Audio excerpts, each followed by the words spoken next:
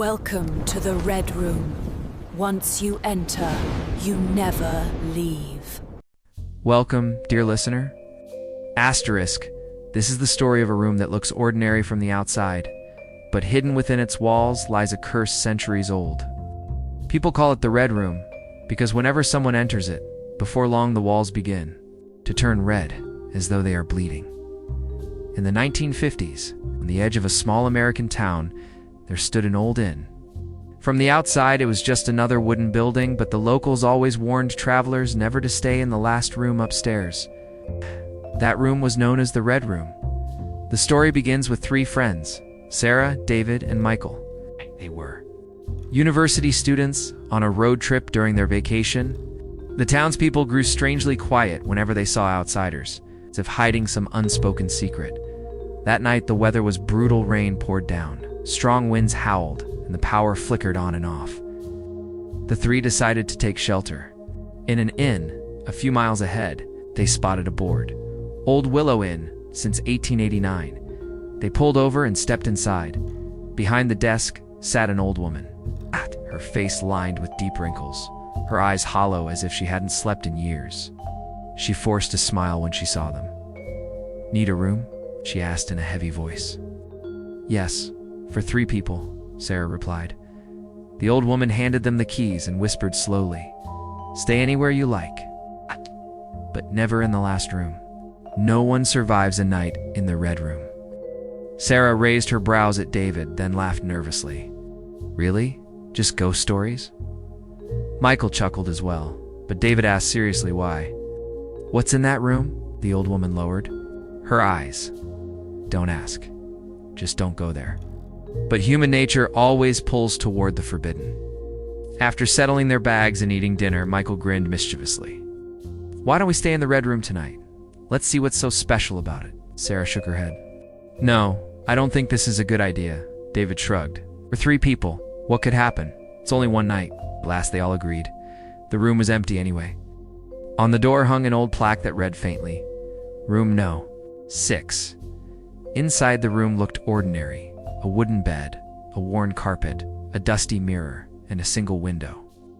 But the moment they stepped inside, an invisible weight pressed down on their chests.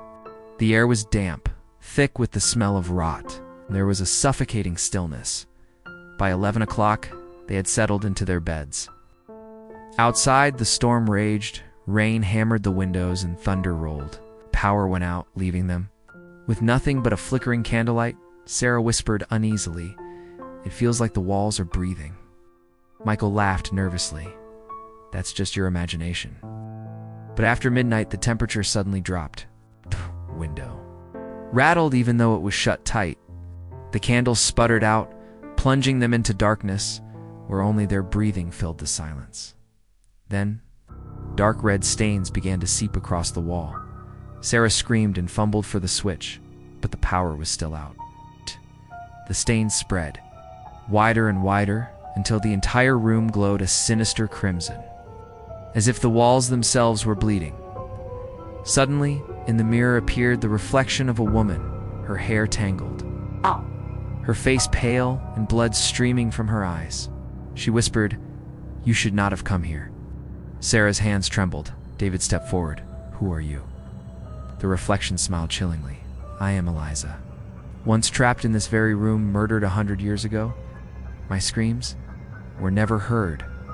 My blood soaked these walls. Now this room is my soul, and all who enter become my prisoners." Tears streamed down Sarah's face. "We didn't do anything to you. Please, let us go." Eliza's eyes bled even more. "The Red Room always demands a sacrifice. No one leaves unless one gives their life." Silence fell over the room, and the 3 stared at one another, the dreadful question twisting in their minds. Who would be the sacrifice? Michael stammered, "This is nonsense, an illusion." He grabbed a chair and smashed it against the mirror. Glass shattered, but in each shard, dozens of faces stared back at them, mindless, hollow, screaming. Their cries echoed across the room. On the floor, a circle began to glow with red light. From it, black, skeletal arms stretched out, wrapping around Michael. He shrieked, "Help me, please!" The arms dragged him into the pit of darkness. Screams faded. Then silence. Sarah and David stood frozen. The floor sealed itself again, as if nothing had happened.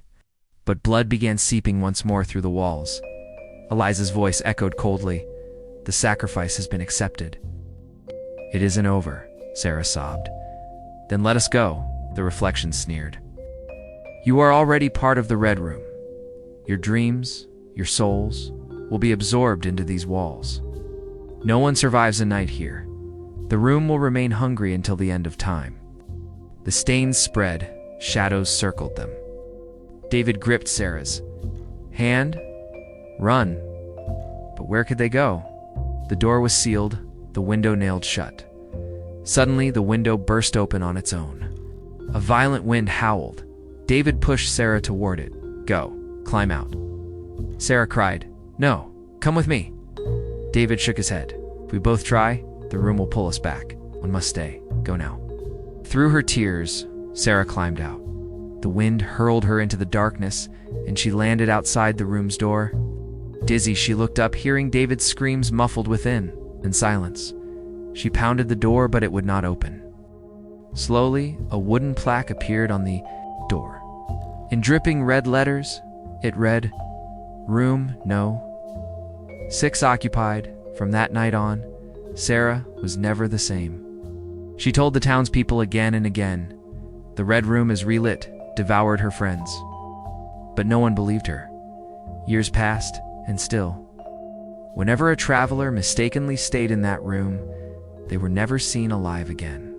The room's walls would always bleed anew, marking another sacrifice. Even today, the room still exists, at the very end of the old Willow Inn. On its door still hangs that plaque. Room No. 6, the Red Room. And the story does not truly end. Because every night, when darkness falls, and another weary traveler chooses that cursed room, the Red Room awakens once more. It's hungry for its next victim.